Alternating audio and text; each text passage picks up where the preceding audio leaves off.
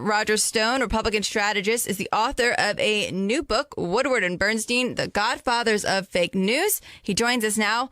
Roger, thanks for joining me. What inspired you to write this book? It seems like pretty good timing. Well, I've been keeping track, Amanda, of Bob Woodward back to the days of Watergate because I know that he lied about the existence of Deep Throat. He lied about the identity of Deep Throat. I also, as you know, served in the Reagan administration, worked for President Ronald Reagan in 3 campaigns, 76, 80, and 84.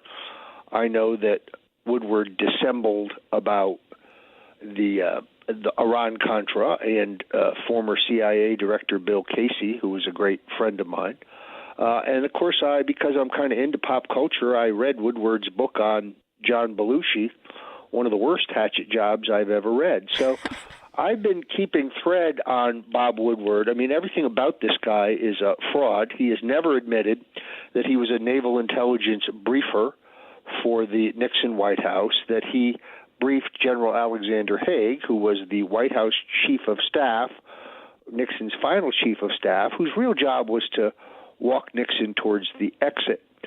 And therefore, the myth that Woodward and Bernstein, these courageous, crusading liberal journalists, walked Nixon out of the presidency was not true. 2 deep staters, deeply committed to the military-industrial complex, upset with the fact that Nixon had reached a strategic arms limitation with the Russians, had opened the door to China, had ended the war in Vietnam, had saved Israel unilaterally in the 1973 war.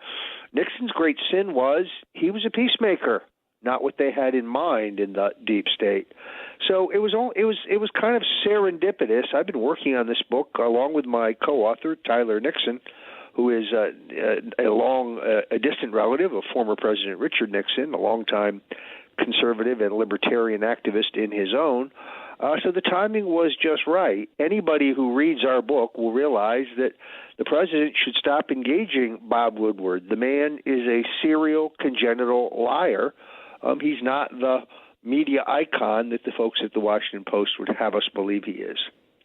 In the book, you talk about this two-faced, media opportunists and journalistic posers in this field of journalism, and how it's, it's just crowded. It's crowded with partisans posing as reporters.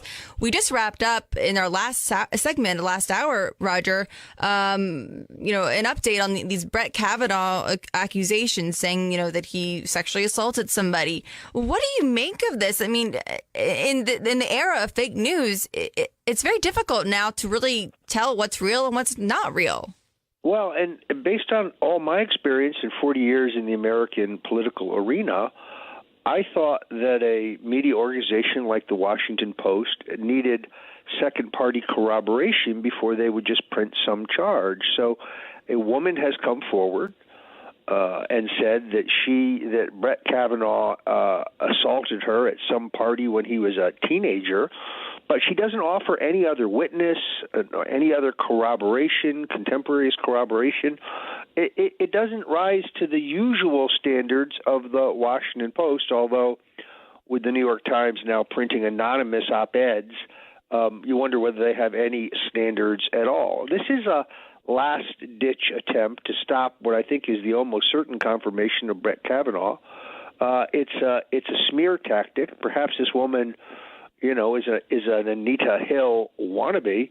But it looks to me like it is whole cloth. And then I read today in Breitbart that the other gentleman, the other classmate of Kavanaugh's, who's allegedly involved in this incident, has come forward and said he has no memory of it whatsoever. It never happened. So Kavanaugh has a witness. This lady making aspersions against him has none. Who are we to believe? Yeah, it's very confusing, very suspicious, I would say. So, Roger, I have some callers on the caller board that want to ask you some questions. Let's take one on Kavanaugh. Let's go to James in North Dakota. James, welcome to the program. You have Amanda and Roger. How can we help you?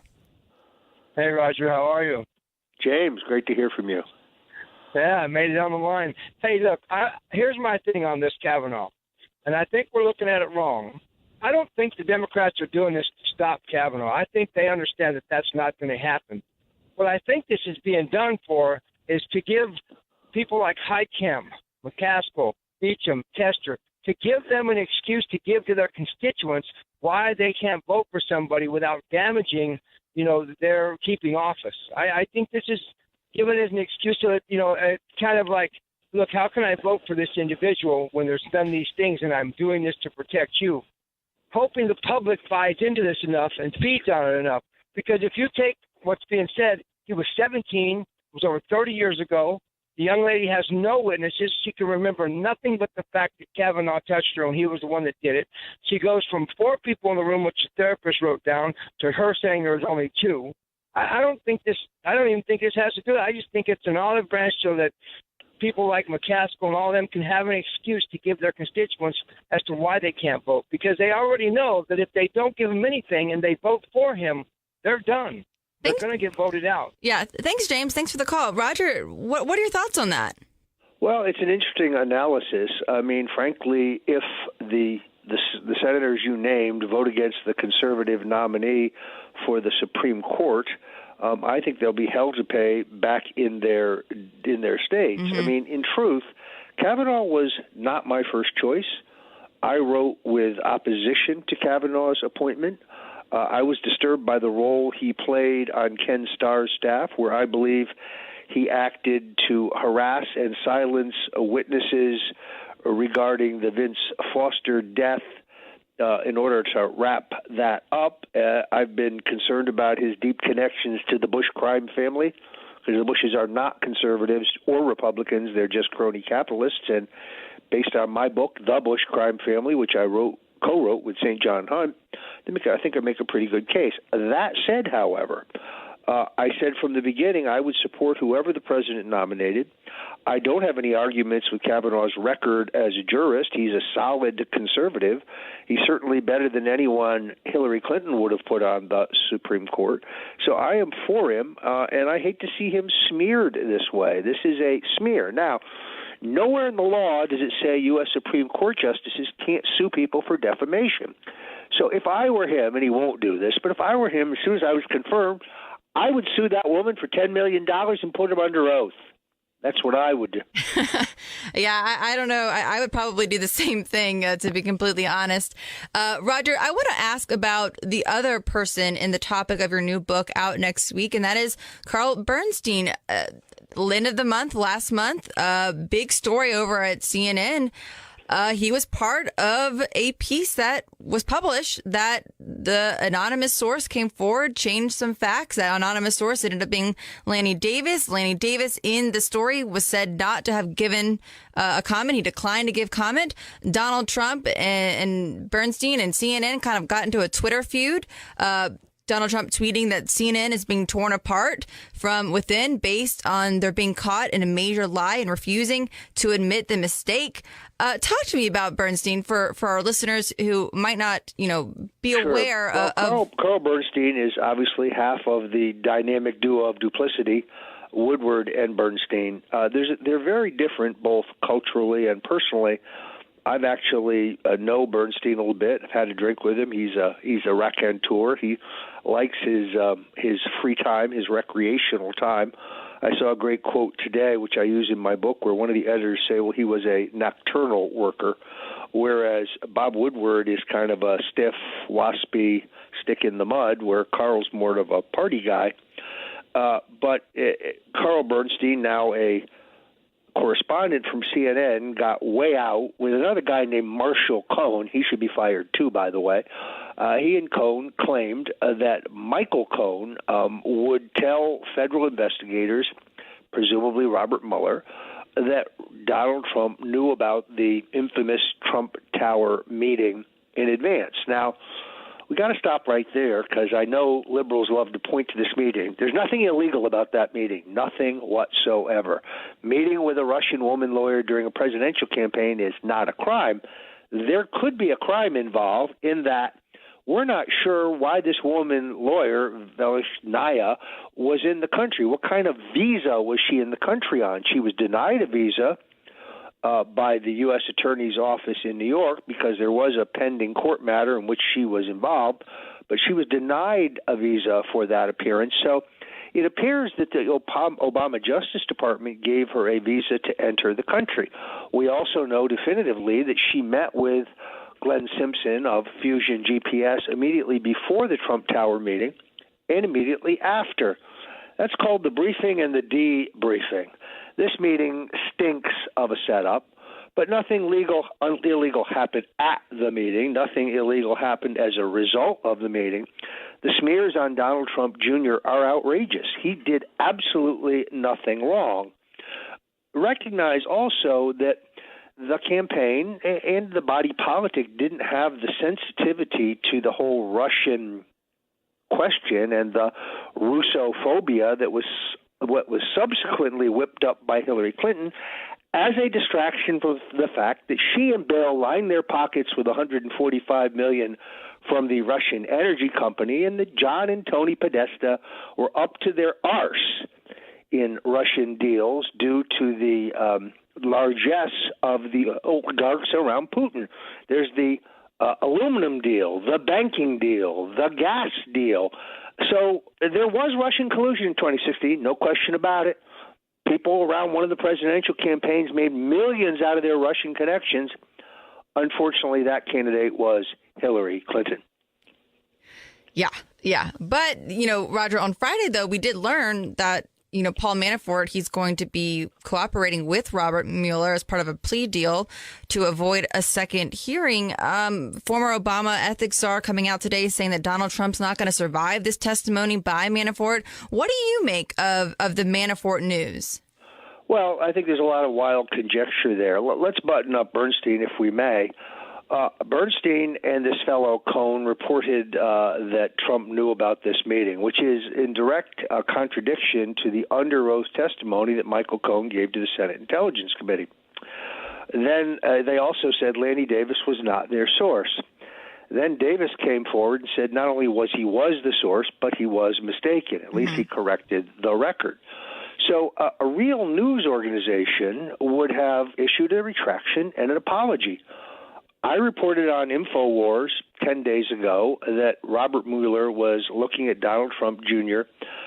In connection with lying to the FBI about this famous Trump Tower meeting. Tonight on InfoWars, I issued a retraction and apology. My sources were incorrect. I got bad information.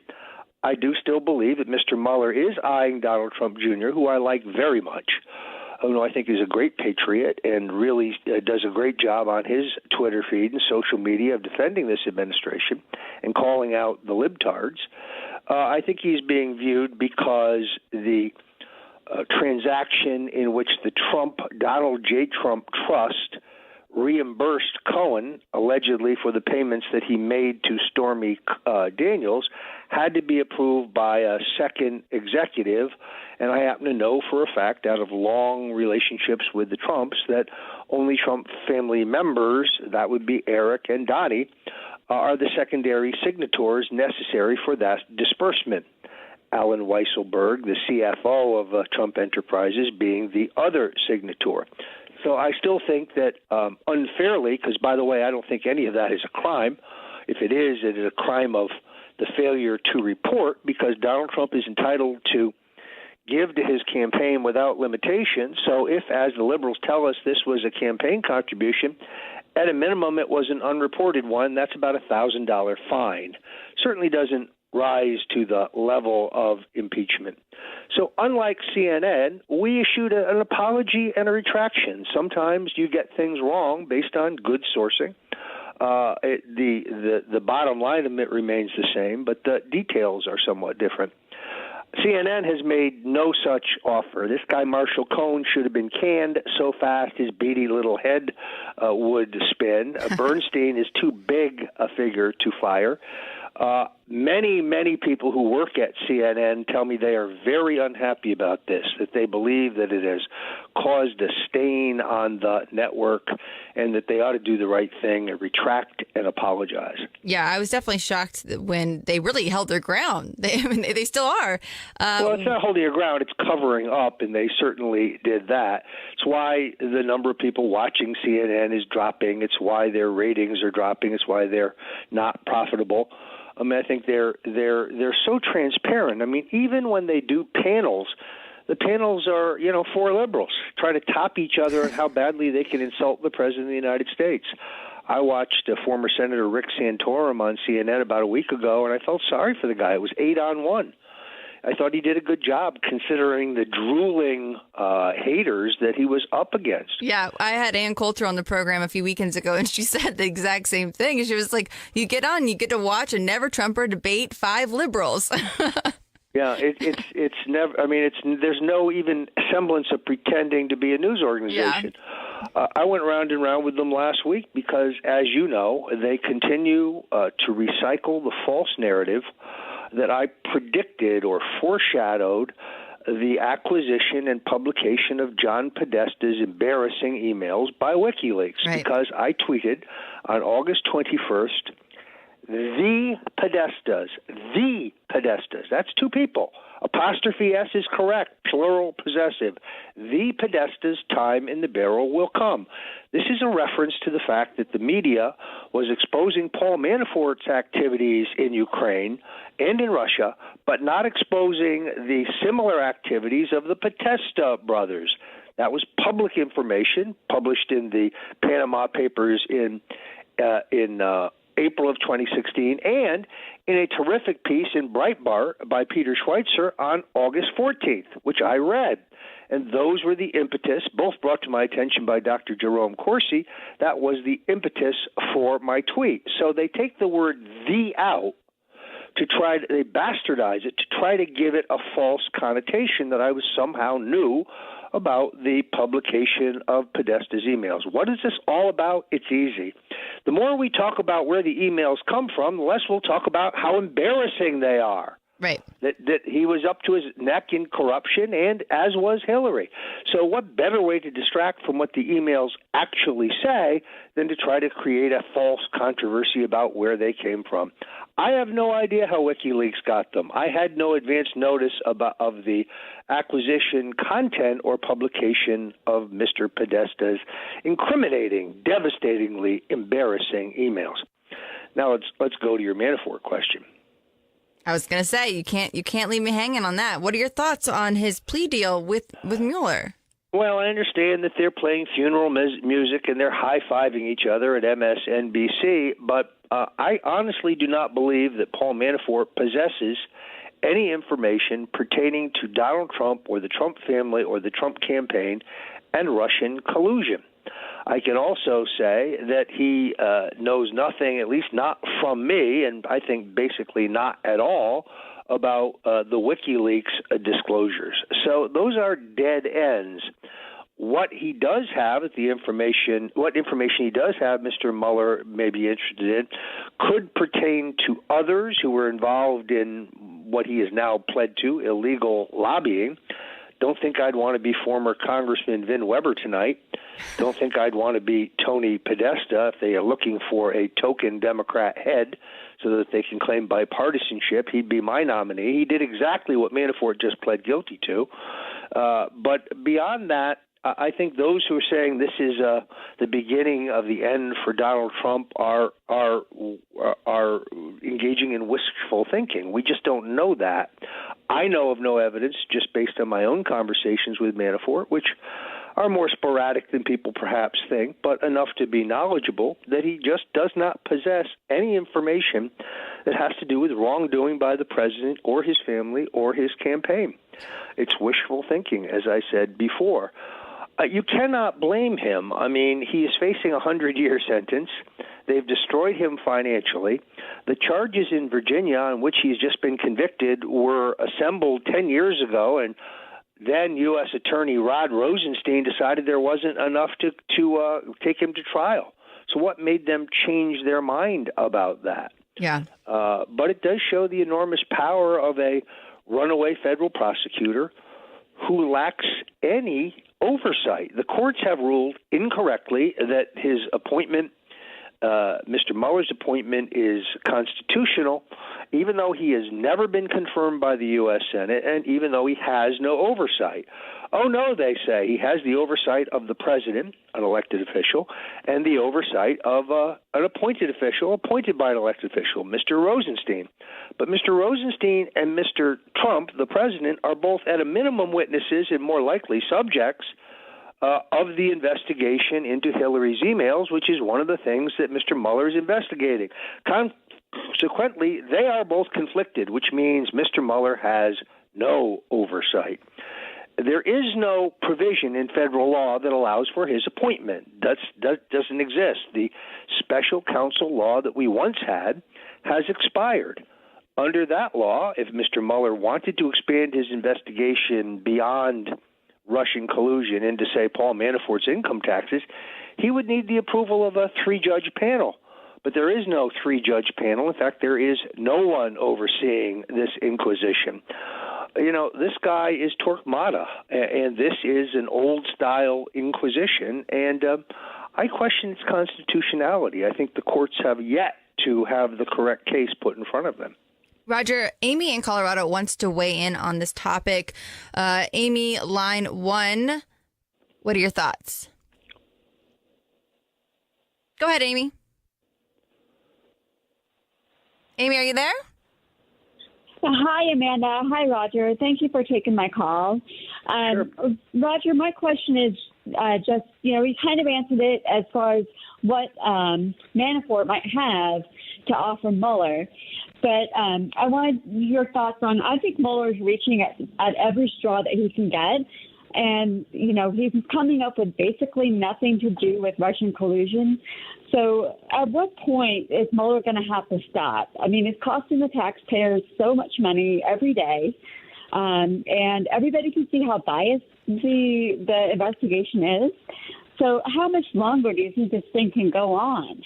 Well, I think the importance to the deep state and to the political establishment of Mr. Mueller's probe is that it's a necessary distraction from the much, much bigger unconstitutional crime that I think we saw proved by the Nunes memo that was declassified and was confirmed again in the declassification of the FISA court application pertaining to Carter Page, that the Justice Department and the FBI of Barack Obama took a fabricated dossier that was compiled with the assistance of Russian intelligence officers and at the expense of the Clinton campaign, and used it as the phony rationale for spying on Donald Trump's campaign. That's an abuse of power that is 10 times worse than Watergate. That's the use of the authority and the capability of the state to spy on the Republican candidate for president. And we know that Mr. Rosenstein signed off on the extension of that phony warrant, a crime. And we know that Mr. Weissman, who was the number 2 man in Mr. Mueller's investigation, also signed off on the extension, another crime. So we got to distract from all their crimes. So the best way to do that is Russia, Russia, Russia. Again, there is Russian collusion in the 2016 elections. The Russians helped the Justice Department of Barack Obama compile this phony dossier. I mean, thank God for Jim Jordan and Matt Gaetz and Ron DeSantis and Trey Gowdy and a handful, Lee Selden, a handful of gutsy congressmen. And I can tell you, despite the fact that the leadership has told them to sit down and shut up and stop talking about this, they have pursued the truth at their own political expense. Thank God for those patriots. Amy, thanks so much for the call. Roger, before I let you go, one last question. I wanted you to weigh in on this conversation about big tech and some of the censorship that we've started to see of conservatives by tech giants and Silicon Valley as a whole. Well, this is a subject in which I'm an expert because I think I am the first major conservative banned by Twitter. I've been banned for life. I was banned for life a year ago, and here is my sin. I hurt Jake Tapper's feelings. Poor Jake Tapper. Their guidelines are so vague enough that if you threaten the violent assassination of Donald Trump, as, say, Keith Olbermann has, why, that's no problem whatsoever. But if you talk about Islamic terrorism, well, that's hate speech and you must be banned forever. This is a joke. As you know, I work with Alex Jones, and I do a show every day at 5 o'clock Eastern called The War Room. I also host the Alex Jones Show on Wednesdays. You don't have to agree with everything Alex Jones says. In fact, you don't have to agree with anything he says to recognize his First Amendment right to say it. Right. And those conservatives who say, oh, well, it's only Alex Jones, he's the test case. If they ban Alex Jones from Twitter, from Facebook, from YouTube, from Spotify, from Apple, et cetera, who's next? Breitbart News? Yep. The Daily Caller? Sean Hannity? Laura Ingraham? Rush Limbaugh? Should Donald Trump Mike Savage, step in? all the people I love. Should Donald Trump step in and do something with his executive authority? Well, he could start by waking up. I think that might be a good start. I mean, he kind of gets it based on his tweets, but this is simple. Call Jeff Sessions and order him to have the Assistant Attorney General for Antitrust to bring an action. If Jeff Sessions refuses, fire him. It's not complicated. Now, last week in a rally downtown, I said fire him and send him back to Alabama. What a mistake. I got a petition from people in Alabama that's now up to like 46,000 people. They don't want him back there. They think he's a national disgrace. He's not welcome in Alabama anymore because of the way he has not done the job as Attorney General. I can't figure this out, whether he's compromised or brain dead, but it's one or the other. Roger Stone, always a pleasure to have you on Breitbart News Sunday. I really appreciate you calling in. Delighted to be here. And those who are following my own situation and realize that Robert Mueller clearly has me in his crosshairs. He has now dragged 12 of my associates to the grand jury. He has interrogated dozens more. You can help me off by going to stonedefensefund.com, stonedefensefund.com. I'm not Michael Cohen. I am not going to testify against Donald Trump, but this is going to be one hell of an expensive battle. Thank you so much, Roger. Folks, you can check out his new book coming out next week, Woodward and Bernstein, The Godfathers of Fake News.